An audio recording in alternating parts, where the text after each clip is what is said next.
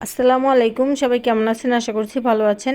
এখানে আমি 2 কাপ পানি নিয়েছি, তার ভিতরে দিয়ে দিলাম একটুখানি চিনি আর পরিমাণ মতো লবণ দিয়ে 1.5 কাপ আটা দিয়ে আমি সিদ্ধ করে নামিয়ে চটকিয়ে রেখে দিলাম। এখানে প্যানে তেল গরম করে দিয়ে দিলাম পেঁয়াজ, 3টা কাঁচা মরিচ কুচি।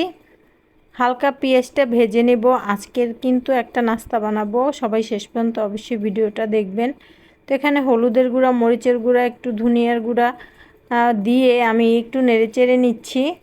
তো আবার একটু ধনিয়ার গুঁড়া দিয়ে দিলাম, একটু বেশি পরিমাণ ধনিয়ার গুঁড়া দিলে খেতে ভালো লাগবে।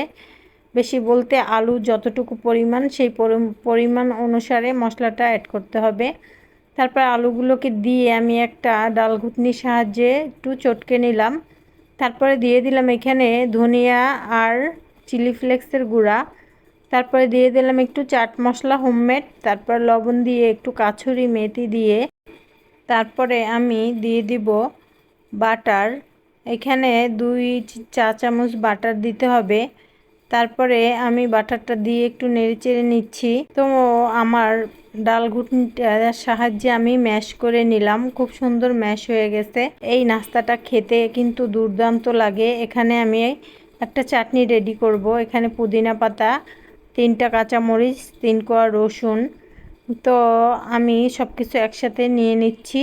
এখানে 4টা কাঁচামরিচ ছিল, তারপরে সব কিছু একসাথে একটু কেটে দিচ্ছি, কারণ আমার ব্লেন্ডারটা খুব ভালো, তো এমনিতেই মিশ হয়ে যায়, সেই জন্য কেটে কুটে দিচ্ছি। আস্তা দিলে আর কি সব আস্তাই থেকে যাবে, বুঝতে পেরেছেন তো?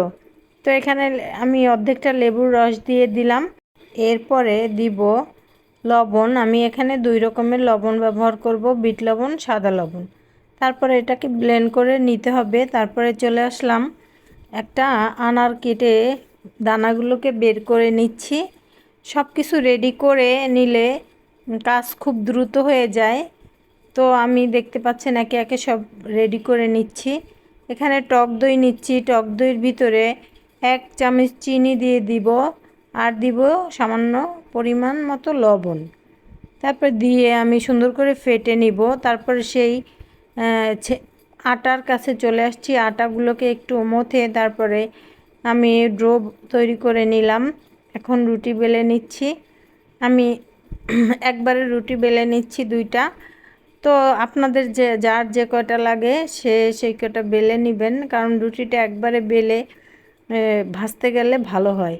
তো এখানে এই নাস্তাটা কিন্তু অনেক বাচ্চারা খুবই পছন্দ করবে, বড়রাও পছন্দ করবে, একটা খেলেই হয়ে যাবে। তো পরোটাটা আমি একটু বাটার দিয়ে ভেজে তারপরে দিয়ে দিলাম সেই ম্যাশ করা আলু। তারপরে দিলাম টক দই। তারপরে দিয়ে দেব একটু টমেটো সস।